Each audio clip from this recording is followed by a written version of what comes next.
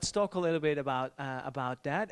You had this great starting question, Ella Atkins, about who would go to the showroom and buy the car without the steering wheel, and not too many people were enthusiastic about that idea. Is this the main issue if we're talking like future technology and how autonomous machines could be, like planes, that we're just scared to give away the control?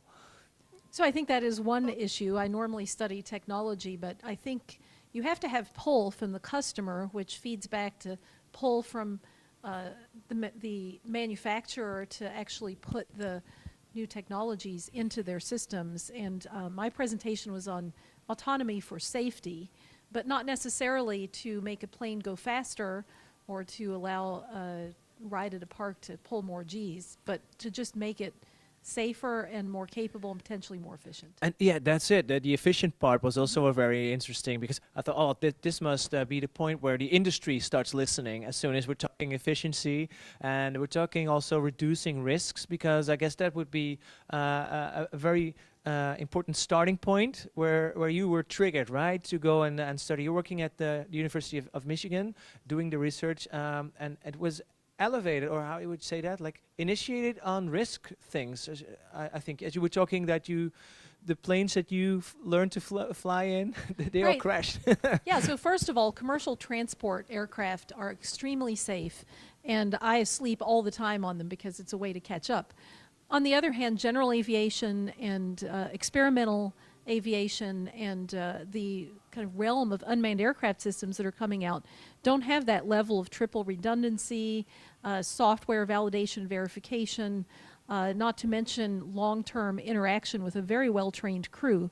Instead, we have a lot of people who fly on weekends in general aviation using older aircraft that don't have advanced automation, and with the unmanned aircraft, lost link, which is needed to communicate with the ground operator, is generally considered the most likely failure to occur. So what that means is that we need to have on board the advanced autonomy, where autonomy involves decision making without waiting for approval from a human operator, to allow these vehicles to be safer, especially in emergency situations. So, and how would the industry be responding to that? You showed in your keynote, and as I mentioned, we have the entire keynote for you available if you just want to check out the entire story in your own time, in your own pace. You showed like an emergency plan, and it has a very nice build-up, and even has a moment in which the pilot can take control back again. But I can imagine the industry has been used to doing it in a certain kind of way, doing the protocols like they've learned and they're repeating for over years. Well, how are they responding to these like new insights on maybe is a partial autonomy or entire autonomy? So I think the small unmanned aircraft industry is responding with the most forward-thinking initiatives, because it's generally recognized that the small UAS are going to be deployed in fairly large quantities, and it would be not effective cost-wise to have one person sitting at a ground station for every aircraft. Yeah, so they're going to be pushing the realm of autonomy. That also will give the opportunity to validate and verify its performance with a vehicle that's not necessarily posing risk to people when it flies over unpopulated areas especially. And so hopefully that will get the technology to be trusted by others who then eventually will pull it into the larger systems. In your opinion, and just dreaming a little bit into the future, will there be a time when systems are just controlling the sky in a good way? They'll just be like coordinating everything that's flying, whether it be a passenger plane or a transport plane or a drone of any kind?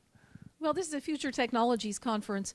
One of the visions that I have is that voice-based air traffic control can undergo metamorphosis into data link-based control, because you just get more data communicated per second, and you can have redundant backup links to do that. That opens a whole realm of possibility for sharing new data types that would be very difficult to communicate with words in a short time. Yeah, that's it. I guess this is where, especially in aviation, the profit would come when we're talking risk devalue. If we want to take the risk down, I guess, because every second would count when you're hanging in 10,000 feet in the air. Right, so I showed a couple of examples, one being the famous U.S. Airways incident in New York, where the captain, Sully, did really well with saving everyone's life, but that didn't have to happen if there was a combination of data link to inform the air traffic control system and onboard software, which could be proven correct today, that would have guided the plane back to an airport on a runway landing. So it would be fair to say that even nowadays it would be very smart just for us to like the bits where we can eliminate human error, we should definitely eliminate, and we should see the opportunities that we could get from more automation.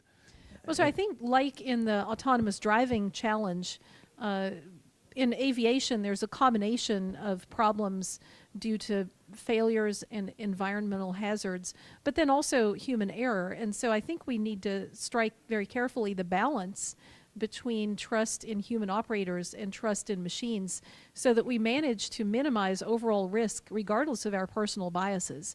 And eventually it's clear to me that with triple redundancy and well-developed and trusted software, we will be able to get to the point where the software can, in some situations, override the pilots to maintain safety. We've seen examples where crews sometimes have either hostile intentions or just inadvertently make mistakes. Oh yeah, the example you gave from Emirates Airline, where they just forgot to add like a 3, or they took they wrote down the wrong number. That's for the it. weight of the airplane. Yeah. That kind of thing. The automation needs to just say, no, that's not right. Not correct. And, and change it. It's not like you're firing someone or taking away jobs. And just to make that point, one thing that I think is important to think about is that in the history of robotics and automation, jobs tend to not be lost, they tend to change. And so there's no reason to be convinced that air traffic controllers or pilots will suddenly be out of a job. Their training may change, their roles and responsibilities may change, but especially in the case of air traffic controllers, they have a very high stress job that might become more pleasant and rewarding with better autonomy. It's like the systems will be assisting human beings instead of the human beings assisting the systems, or working together. Well, collaborating. Yeah, they're so collaborating. Collaborative autonomy. Yes. I want to thank you so much